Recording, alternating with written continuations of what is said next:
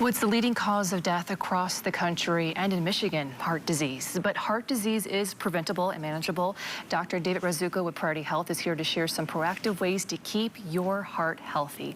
Dr. Razuka, thank you for being here with us. We always appreciate you. Thank you for having me. So why is it still the leading cause of death across the country? Yeah, so heart disease has that unfortunate, dubious distinction of leading cause of death nationwide and in Michigan. The good news is that we've got really good healthcare delivery systems in Michigan, both east, west, and north side of the state. We think about diagnosis and treatment, we're doing really well with that, but some of that preventative services, we really need to focus a little bit more on that. So focusing on things like health literacy, we still have some disparities of healthcare across the state, and that can be etiologic on kind of why heart disease continues to confound.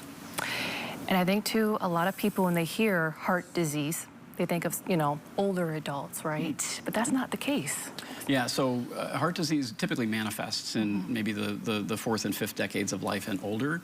We're having the heart attacks or maybe the strokes.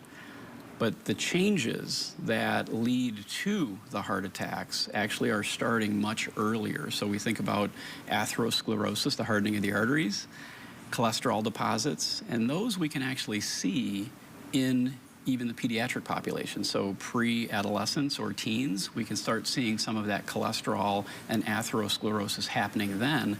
So those changes are happening over months to decades before someone actually has their heart attack. So that's why primary prevention is critically important. Yeah, so let's talk about prevention. Sure. What are some things people can do starting today, right? Yeah, to get their heart healthy. Good nutrition. So it's typically recommended a low sodium, low fat, low cholesterol type diet.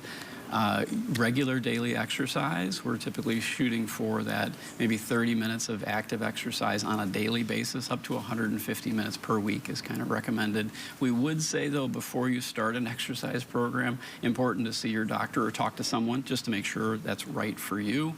Stress reduction, so limiting our exposure to those high tension situations, because that can be a real big driver of high blood pressure. Getting good restorative sleep, so that really sets the body and helps de-stress as well.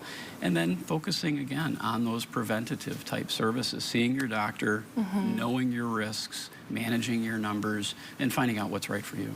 So if someone already has, high blood pressure or another heart-related condition, what should they know about managing it? Yeah, so probably the first thing is that you're not alone, that there are plenty of other folks out there that have the same types of conditions. Many of the things related to the heart are very treatable, so don't be reticent to see your clinician and talk with your doctor. Staying on your medications, because there's good medication regimens that are out there. Attendant to your nutrition and exercise.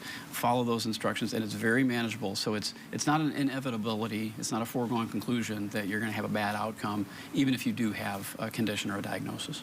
Okay, Dr. Razuka, anything else that you want to share that I missed? Yeah, don't suffer alone. And at Priority Health, we do have a lot of resources, so reach us at priorityhealth.com. Okay, thank you so much, Dr. Razuka. A good day to take a walk, right? Get out there. Get out there and see that sun. Yes. 50 degrees almost. Yeah, right. All right, thank you so much. Sarah?